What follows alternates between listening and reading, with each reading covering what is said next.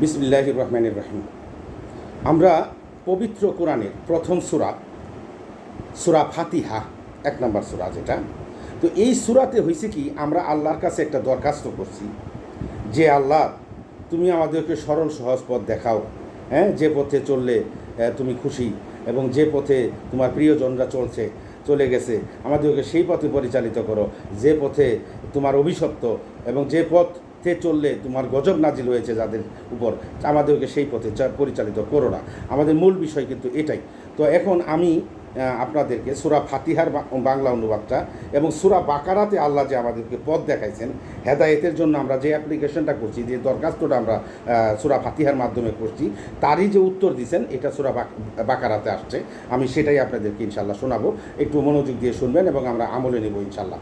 সূরা ফাতিহার সূরা number ১ পবিত্র কোরআনে এখানে কি বলছেন যে বিসমিল্লাহির রহমানির রহিম। আমরা কি করলাম, শুরু করছি আল্লাহর নামে যিনি পরম করুণাময় অতি দয়ালু। দ্বিতীয় আয়াত, যাবতীয় প্রশংসা আল্লাহ তাআলার, যিনি সকল সৃষ্টি জগতের পালনকর্তা, যিনি সকল সৃষ্টি জগতের মানে দৃশ্য অদৃশ্য যা কিছু আছে সমস্ত সৃষ্টি জগতের মালিক একমাত্র আল্লাহ, যিনি অত্যন্ত মেহেরবান ও দয়ালু, যিনি অত্যন্ত মেহেরবান ও দয়ালু, যিনি বিচার দিবসের মালিক।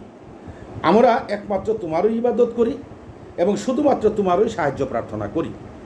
আমাদেরকে সরল পথ দেখাও, সে সমস্ত লোকের পথ যাদেরকে তুমি নিয়ামত দান করেছ, তাদের পথ নয় যাদের প্রতি তোমার গজব নাজিল হয়েছে এবং যারা পথভ্রষ্ট হয়েছে। তাইলে আমরা এই সূরাতে আমরা কি করলাম, আল্লাহর কাছে একটা দরখাস্ত করলাম যে আল্লাহ, তুমি তো অত্যন্ত মেহেরবান, অত্যন্ত দয়ালু, তুমি তো রহমানের রাহিম, তুমি তো সৃষ্টিকুলের মালিক। তো তুমি আমাদেরকে আল্লাহ, আমরা তো তোমারই ইবাদত করি, তোমারই সাহায্য চাই, তো আমাদেরকে তুমি সরল পথ দেখাও, যে পথে তোমার প্রিয়জনরা গেছে, এবং ওই পথ না যে পথে তোমার গজব নাজিল হয়েছে এবং যে পথে তোমার অভিশাপ, সেই পথে আমাদেরকে দিও না, তো আমাদেরকে একটা সরল পথ দান করো। তো এখন আল্লাহ তাআলা পবিত্র কোরআনের দ্বিতীয় সূরাতে আমাদের এইটার উত্তর দিয়েছেন।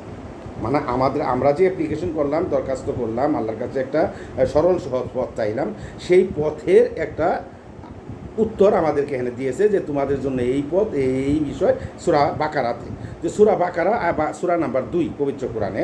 এখানে আল্লাহ কি বলছেন যে আলিফ লাম মিম,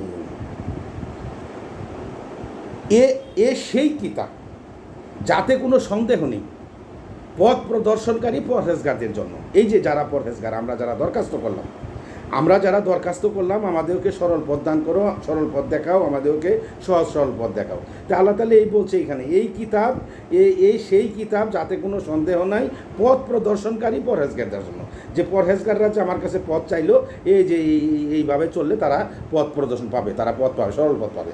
তারপরে কি বলছে, যারা অদেখা বিষয়ের উপর বিশ্বাস স্থাপন করে। এখন বর্ণনা করছে আল্লাহ যে যারা অদেখা বিষয়ের উপর বিশ্বাস স্থাপন করে এবং নামাজ প্রতিষ্ঠা করে, আর আমি তাদেরকে যে রুজি দান করেছি তা থেকে ব্যয় করে, এবং যারা বিশ্বাস স্থাপন করেছে সেই সমস্ত বিষয়ের উপর যা কিছু তোমার প্রতি অবতীর্ণ হয়েছে, এবং সেসব বিষয়ের উপর যা তোমার পূর্ববর্তীদের প্রতি অবতীর্ণ হয়েছে, আর আখিরাতকে যারা নিশ্চিত বিশ্বাস করে, তাদেরকেই এই আল্লাহ তাআলা এই পথ দেখাচ্ছেন। তারাই নিজেদের পালনকর্তার পক্ষ থেকে সুপথপ্রাপ্ত, তারাই যথার্থ সফলকাম। তাইলে আমরা সুপথপ্রাপ্ত কোনটাতে হইলাম? এই যে যারা, মানে আল্লাহ বলছে এই সেই কিতাব যাতে কোনো সন্দেহ নাই, এটা পরহেজগারদের জন্য পথ প্রদর্শক। তারপরে কি বলছেন, যে যারা অদেখা বিষয়কে বিশ্বাস করে এবং যারা অদেখা বিষয়ের উপর বিশ্বাস স্থাপন করে, সালাত কায়েম করে, এবং আমি যে রুজি দিয়েছি তা থেকে দান করে, এবং আরেকটা কথা হলো যে এবং যারা বিশ্বাস স্থাপন করেছে সেই সমস্ত বিষয়ের উপরে, যা কিছু তোমার উপর অবতীর্ণ হয়েছে, অর্থাৎ রাসূল সাল্লাল্লাহু আলাইহি ওয়াসাল্লামের উপর অবতীর্ণ হয়েছে, এবং সেসব বিষয়ের উপর যা তোমার পূর্ববর্তীদের উপর অবতীর্ণ হয়েছে, আর আখিরাতকে যারা নিশ্চিত বিশ্বাস করে। যে আখিরাত মানে কি, যে আখিরাতে যে বিচার হবে, শেষ দিবসে যে বিচার হবে, এই জিনিসটাকে যারা নিশ্চিত বিশ্বাস করে, তারাই নিজেদের পালনকর্তার পক্ষ থেকে সুপথপ্রাপ্ত এবং তারাই যথার্থ সফলকাম। এটা হলো সূরা বাকারার ৫ নম্বর আয়াত পর্যন্ত। তো এখন আমরা তাহলে কি বুঝলাম, যে আমরা সূরা ফাতিহার মাধ্যমে দরখাস্ত করলাম, আর সেই দরখাস্তের উত্তর আল্লাহ তাআলা বাকারার মাধ্যমে আমাদেরকে দিয়ে দিলেন। আমরা আশা করি যে আমাদের বুঝে আসছে। আমরা এই অনুযায়ী আমরা আমাদের অন্তরে পোষণ করব, আল্লাহকে ভয় করব, আল্লাহকে মানব। আমরা কি বলবো, অদেখা বিষয়ের উপর বিশ্বাস স্থাপন করব, আল্লাহর কিতাবকে বিশ্বাস স্থাপন করব এবং আখিরাতকে বিশ্বাস স্থাপন করব, সালাত কায়েম করব এবং আমাদের যে রুজি আল্লাহ দিয়েছেন সেই রুজি থেকে আমরা দান করব। তাহলে আমরা সুপথ প্রাপ্ত। আল্লাহ আমাদেরকে বুঝ দান করুক, আল্লাহ আমাদেরকে তৌফিক দান করুক। আসসালামু আলাইকুম ওয়া রাহমাতুল্লাহি ওয়া বারাকাতুহু।